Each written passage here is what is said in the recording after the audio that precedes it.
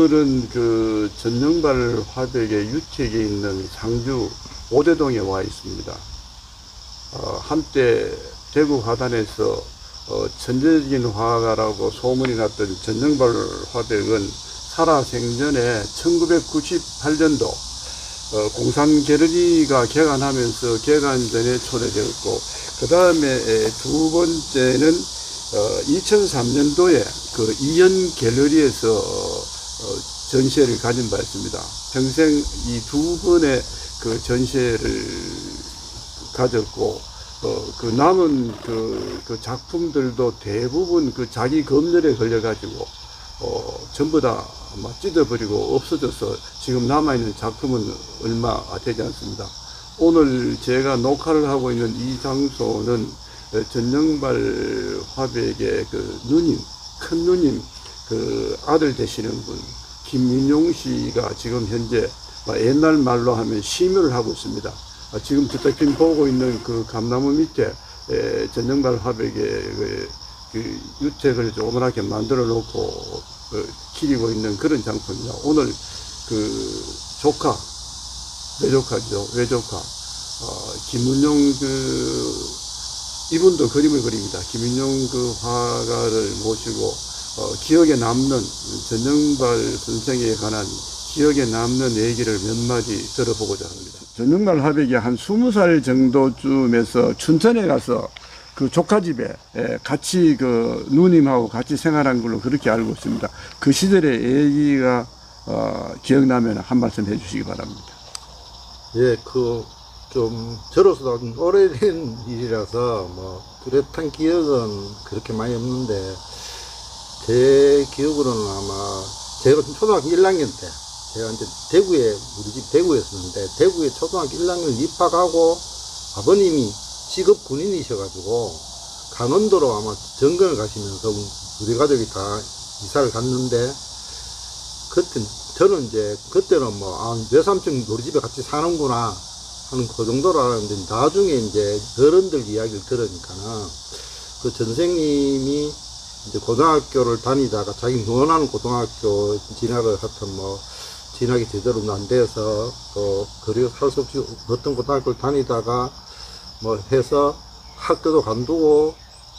집에서 거의 뜬둔 생활을 하다시피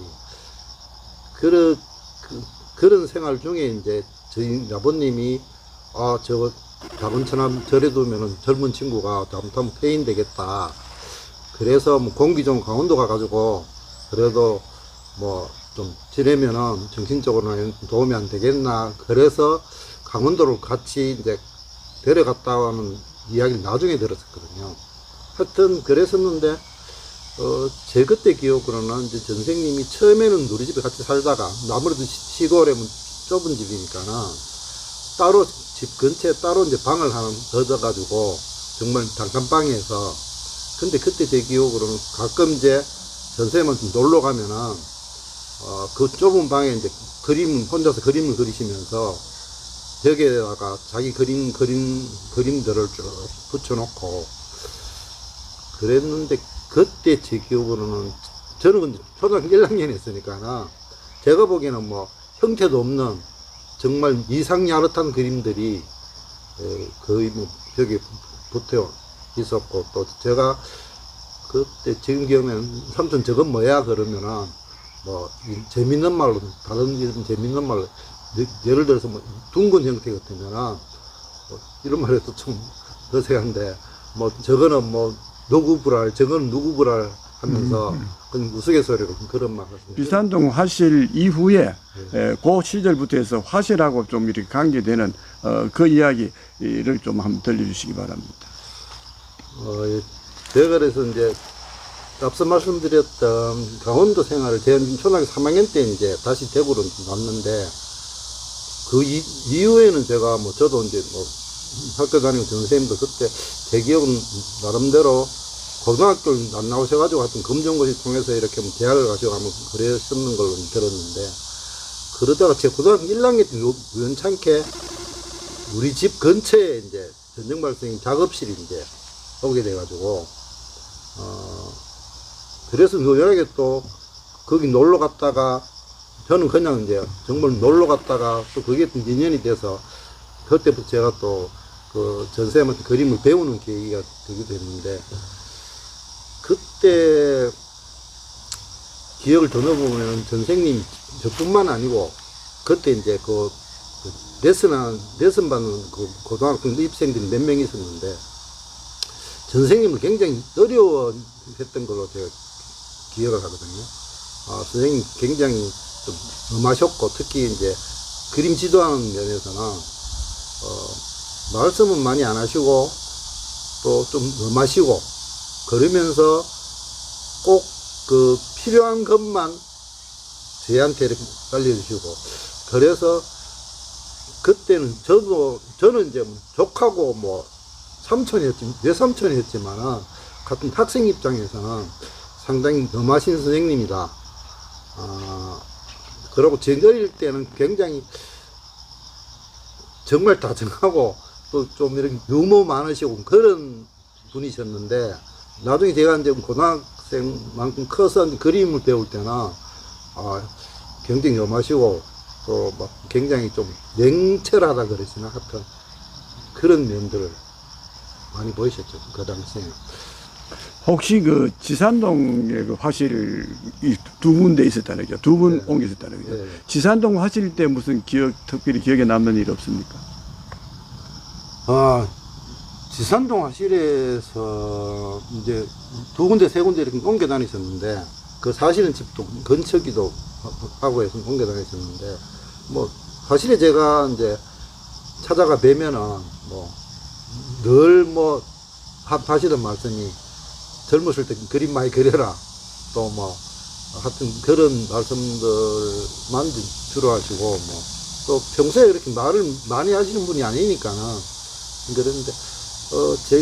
지금 특별한 뭐 일은 없었지만 제 기억에 남는 거는 전정만 선생님이 잘 외출도 잘 안 하시고 이렇게 외부로 잘 안 나가시는 분인데 제 기억으로는 제가 아주 어렸을 때 저를 데리고 영화관에 갈 만큼 영화를 굉장히 좋아하셨던 분이 관심도 굉장히 많으셨고 그래서 어느 날 제가 그 선생님 작업실에 가서 제가 이제 보고 싶은 영화가 이렇게 대구에 이런 예술영화 전용관에 방영한다는데 한번 같이 가실랍니까? 그러니까 그래 오랜만에 그림 영화 한번 보자 해서 이제 같이 갔었는데 그때 제 기억으로는 그때 그 영화가 아마 피아니스트라는 뭐 대선상에서 어릴 때부터 버려진 아이가 커서 나중에 그 배의 전용 피아니스트가 된다는 그런 내용이었는데 그 영화를 다 보시고 저하고 이제 식사를 하는 자리에서 저 선생님이 저 영화에 나오는 피아니스트하고 내 꼬라지하고 뭐 비슷하네 하면서 그냥 웃으시더라고요. 그래서 그때 당시에는 뭐 그런갑다 하고 그냥 지나갔는데 나중에 그 말씀 한번 되새겨서 한번 생각해 보니까는 그 피아니스트도 결국은 배 밖으로 못 나가고 그 넓은 세상으로 못 나가고 그 배 안에서 그냥 배와 같이 자기가 그냥 숙명을 다한다는 그런 내용이었는데 어쩌면 전영말 선생님도 그 자기 안에 갇혀있는 어떤 그런 거에서 바깥으로 이렇게 좀 나가지 못하시고 그런 기회를 찾다가 결국은 갑자기 그렇게 운명을 달리하시는 그런 지금 생각해보면 그런 참 안타까운 생각이 듭니다. 화가가 아닌 인간 전정발로서 또 내 외삼촌이 아닌 객관적으로 전정발 화백을 한번 그 평가하자면 어떤 사람이었습니까? 그 문제는 저도 어릴 때부터 봐왔던 전정발이라는 사람이 제 어릴 때는 물론 이제 저희가 조카였거든요. 제가 이제 삼형제였는데 강원도에 있을 때 제일 귀찮아할 정도로 데리고 다니면서 막 사진을 찍어주시고 하여튼 막 그런 그 시골 강원도 시골에서 할 수 있는 여러 가지 그런 체험들을 저희한테 시켜줬던 그런 기억들이 있거든요. 그리고는 대구 와가지고는 뭐 쭉 못 뵀다가 아까 말씀드렸듯이 이제 고등학교 때 그림을 배우는 학생으로서의 그 전정발이라는 선생님하고 또 나중에 제가 이제 대학을 졸업하고 이렇게 선생님으로서 또는 외삼촌으로서 찾아가 뵙는 전영발이라는 사람은 좀 일단은 좀 무뚝뚝하시고 뭐 다른 사람 같으면 어떤지 모르겠는데 저뿐만 아니라 제 제자들 저하고 같은 이제 배웠던 제자들은 이런 사람들 이야기 들어도 참 찾아가 뵈면은 잘해주시는데 좀 하여튼 그런 쉽게 이제 다가가지 못하는 그런 분이다고 이야기를 하거든요. 그래서 그런 면을 볼 때는 전영발 선생님이라는 분이 속으로는 굉장히 이런 감성이라든지 이런 게 풍부하신 분인데 그거를 바깥으로 이렇게 직접 표현하시는 게 조금 뭐 그렇었고요. 또 한 가지는 제가 내릴 때부터 느끼는 게 굉장히 좀 성격상 좀 철두철미한 성격이다. 그래서 좀 다른 말을 하면은 옆에 있는 사람을 좀 질리게 할 정도로 굉장히 세심하고 또 뭐 이렇게 하나 자기의 기준으로 봤을 때에 조금이라도 너긋나거나 그러면은 그거를 쉽게 용납 안 한다거나 할 정도로 굉장히 꼼꼼하고 철두철미하고 또 그거를 다른 사람한테 적용하는 것도 있지만은 제가 봤을 때는 그 자기 자신한테 그 전영발이라는 자기 자신한테 그런 자기의 기준이나 그런 잣대를 너무 철저하게 그다음에 막 완벽하게 적용하고 그걸 하려다 보니까는 평소에 굉장히 자기 스스로도 이렇게 제약되고 또 어쩌면 굉장히 절제한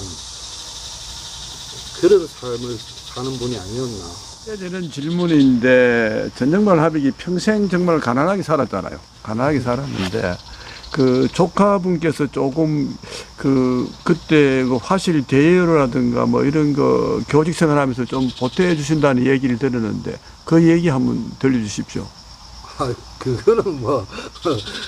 그거는 뭐 그렇다고 제가 뭐 전영말 선생님 생활이나 작업하시는데 뭐 보탬이 될 정도로 드린 것도 아니고 또 어쩌면은 저하고 전영말 선생님은 조카고 외삼촌 지간이지만은 제가 나중에 커서 이제 결혼도 하고 또 직장도 교직도 있고 그러면서 제가 나름대로 그때 전쌤한테 배웠는 어떤 그런 걸 바탕으로 제 작업도 뭐 조금씩 하고 하는 그런 것들이 나중에 생각하니까 정말 오롯이 다 전영발 선생님한테 받은 제가 그런 어떤 생활이 행복이더라고요. 그래서 뭐 그때 당시로는 제가 이제 전영발 선생님한테 해드릴 수 있는 어떤 최소한의 어떤 그런 그 고마움에 대한 어떤 성의지 그게 뭐 경제적으로나 뭐 직접적으로 전영발 선생님한테 도움이 되는 건 아니거든요. 그리고 또 그 당시에는 전영발 선생님도 정말로 한 100번, 200번도 더 넘게 저한테 그러지 마라. 내가 아무리 뭐 그래도 배운자 생활할 정도는 되니까 이 제발 그러지 마라. 근데 또 그 마음을 제가 또 따라서 안 그러고도 싶지만 또 저도 나름대로 받은 거에 대한 어떤 보답이랄까 어떤 애를 갚는다 그런 거를 하고 싶어서 최소한의 했던 건데 지금 생각하면은 제가 조금 더 경제적으로 여유가 있었으면은 또 전영말 선생님 이렇게 정말 갑자기 가실 줄 알았으면은 좀 더 자주 찾아뵙고 좀 더 그런 거를 제가 제 나름대로 보답을 좀 더 했어야 되는데 그런 안타까움도 있습니다. 제가 이런 어떤 때는 이런 그림을 그렸고 어떤 때는 이런 그림을 그렸고 그랬다. 제가 이렇게 좀 나누어 본다면은 그림의 풍이 어떤지 그 부분에 대해서 아시는 대로 한 말 좀 부탁드리겠습니다. 예, 그 부분에 대해서는 저도 사실은 뭐 그림을 전공하고 또 지금도 뭐 틈틈이 작업을 하고 있지만은 그 전영발 선생님의 그 작품 세계를 제가 뭐 감히 뭐 내렸다 저렸다 하기는 좀 그렇지만은 제가 어릴 때부터 봐왔는 그 선생님 작품 세계는 크게 제 나름대로 만약에 이 분류를 하자면은 크게 한 3단계 시기로 가면서 그때 저하고 같이 강원도에 계실 때 가면서 고전에도 물론 대구에서 이제 소위 말하는 혼자서 이렇게 은둔 생활 비슷하게 하면서 이렇게 습작이라는 양 소품 같은 작업들을 하셨는데 그 시기를만 1단계로 생각한다면은 그때는 상당히 추상적인 그런 작업들을 하셨는데 주로 이제 종이에다가 뭐 크레파스라든지 그런 안 그러면 선묘로 작업을 하시는데 나중에 후대에 그 작품들을 여러분들이 보시고 아 과연 뭐 10대 때 이런 작품들을 어떻게 할 수 있냐 이거는 천재성이다 하고 그런 뭐 작품 평가를 이제 하는 걸 들었었고요. 그다음에 제가 알기로는 2번째 시기에는 그리고는 이제 대학을 진학해서 대학을 다니고 그다음에 대학원을 다니고 그리고는 강사 생활도 조금 하시고 그리고 이제 작업을 하신 그 기간 그러니까 대학을 다니면서 졸업하고 한 10년 내지 한 15년 정도의 그 기간에 이제 주로 제가 알기로 이제 좀 이렇게 사실적인 교사적인 그런 인물이라든가 그런 작업들을 주로 하셨는데 그 기간하고 그리고 이제 그 이후에는 사실은 좀 이렇게 몸이 안 좋으셔가지고 건강이 안 좋으셔가지고 꽤 오랫동안 뭐 작업도 못 하시고 뭐 힘든 생활을 하셨는데 그 이후에 돌아가시기 전까지는 비교적 처음에 저는 사실 솔직히 말해서 작업실에 가서 그 전영만 선생님 그 작품들을 봤을 때 저 작품 뭐지? 하고 좀 이렇게 생경맞은 그런 어떤 느낌이 들었었거든요. 그 전에 제가 알고 있던 그 전영만 선생님의 그 작업에 비해서는 굉장히 단순하고